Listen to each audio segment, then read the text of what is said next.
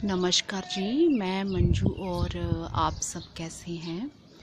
आज मार्च की 29 डेट हो गई है और गर्मी बहुत ज़्यादा बढ़ गई है।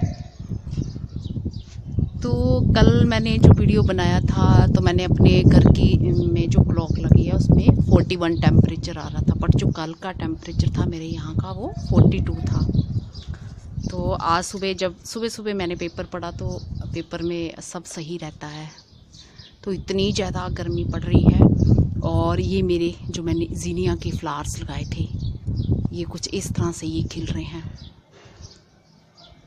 तो अभी पता नहीं इनकी रंगत का आगे क्या होता है। इतनी तेज़ गर्मी है, बहुत ज़्यादा गर्मी में ये कैसे रहते हैं। तो सबसे पहले जब गर्मी आती है तो हमें मैं आपको बात जो मेरा अपना एक्सपीरियंस है कैसे पोट का हमें चुनाव करना चाहिए। हमें ज़्यादा से ज़्यादा ये ज़रूरत रहती है कि गर्मियों में जो हम अपने प्लांट्स ऐसे पोट में लगाएं जो जिसमें ज़्यादा लंबे टाइम तक पानी जो है मॉइस्चर बरकरार रहे। क्योंकि गर्मियों में जितने भी प्लांट्स होते हैं, चाहे कैक्टस हो या कोई और तरह के जिनकी रिक्वायरमेंट पानी की किसी की ज़्यादा रहे या कम रहे, अगर पोट में हम लगाते हैं तो हमें फिर रेगुलरली पानी देना ही पड़ता है। तो सर्दियों में थोड़ा कम देना पड़ता है और गर्मियों में ज़्यादा देना पड़ता है। तो मेरे यहाँ तो पानी की भी बहुत समस्या हो जाती है। तो मैं जो सीमेंट के पोट हैं मैं इनको नंबर 1 पे रखती हूँ। तो मेरे भाई बहन जो नए अगर लगाने वाले हैं जहाँ पोट का इस्तेमाल करने वाले हैं तो वो इस तरह का पोट का चुनाव करें कि सीमेंट का जो पोट होता है, एक तो वो टिकाऊ होता है और दूसरे जो मॉइस्चर है उसमें लंबे टाइम तक बना रहता है। हाँ, अगर आपको सीमेंट का नहीं मिलता है तो फिर दूसरे नंबर पे जो पोट आता है वो आप मिट्टी का पोट ले सकते हैं। मिट्टी के पोट का ये है कि एक तो वो टिकाऊ नहीं होते और दूसरे वो ये बात है कि उनमें मॉइस्चर जो लंबे टाइम तक नहीं बना रहता। तो ये जो पोट हैं, सीमेंट के पोट हैं, इनमें ये है कि अगर ऊपर की मिट्टी सूख भी जाती है तो नीचे जो पोट के है काफ़ी टाइम तक, लंबे टाइम तक मॉइस्चर बना रहता है।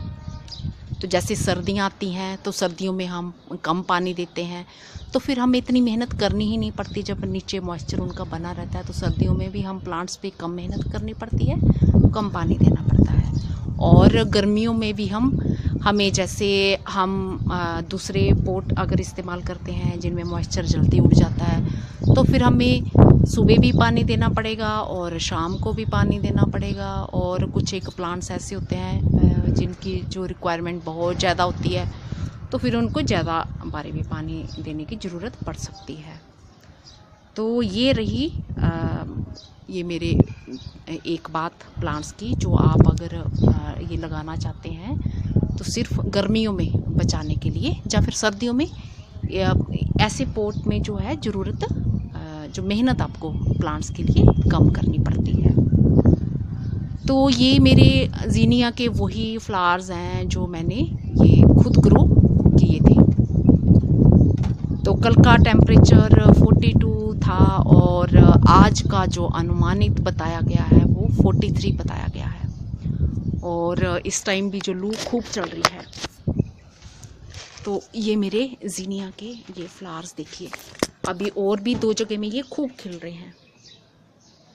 तो इनको देख के मुझे इतनी खुशी होती है कि इनको लगाया है। और ये देखिए बर्ड्स भी खूब सारी इन पे आ रही हैं, ढेर सारी इन पे बर्ड्स आ रही हैं।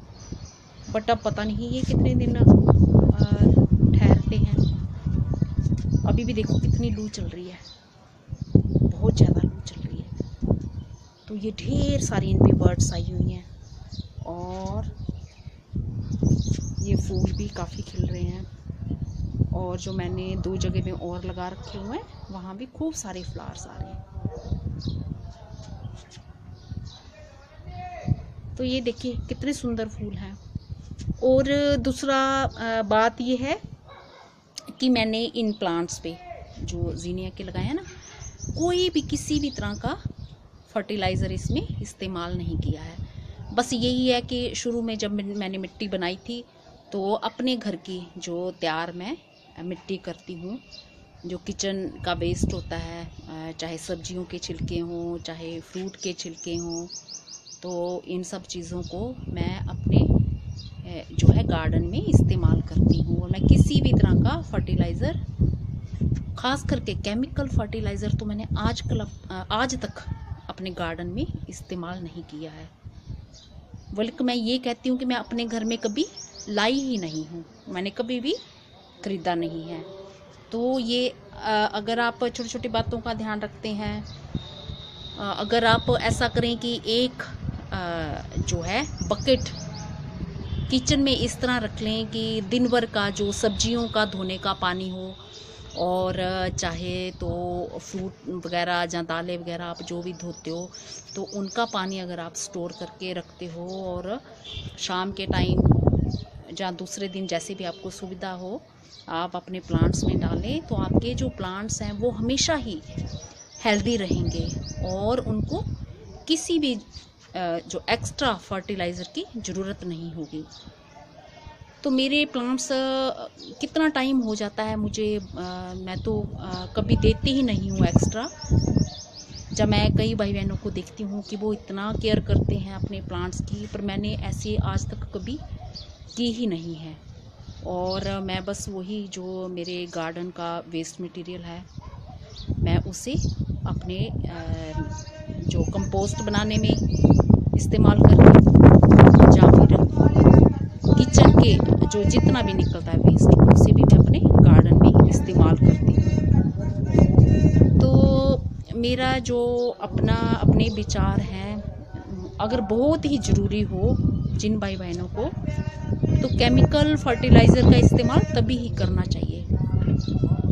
तो अगर आप ईमानदारी से अपने घर से बने अगर कंपोस्ट वगैरह का, जहाँ ये दालों वगैरह का पानी ये सब इस्तेमाल करते हैं अपने प्लांट्स में, तो आपको किसी भी केमिकल फर्टिलाइज़र की ज़रूरत नहीं पड़ेगी। तो इससे ये है कि ये मिट्टी जो आपकी है वो ख़राब हो सकती है। तो इस तरह से ये देखो कितने सारे ढेर सारे ये फ्लावर्स खिले हैं मेरे गार्डन में। ये इस तरह से। तो होप करती हूँ कि आज का मेरा ये छोटा सा वीडियो आपको पसंद आया होगा, और बाकी आपके पास खूब सारे पैसे हैं, आप खूब सारे जो हैं केमिकल फर्टिलाइज़र का इस्तेमाल करना चाहते हैं, ख़रीदना चाहते हैं, तो वो आपकी चॉइस पे है। मैं तो सिर्फ अपने विचार बता रही हूँ, क्योंकि ज़्यादातर आजकल भाई बहन जो हैं, किसान लोग हैं, वो ऑर्गेनिक फार्मिंग की तरफ जा रहे हैं, और हमें भी इस चीज़ की ओर जो हमें बढ़ावा देना चाहिए। ऑर्गेनिक फार्मिंग की ओर जो जाना एक अच्छा विकल्प है, और इस चीज़ को हमें बढ़ावा देना चाहिए। नमस्ते जी, धन्यवाद। अगली बारी मैं किसी और प्लांट के बारे में आपसे बात करूँगी।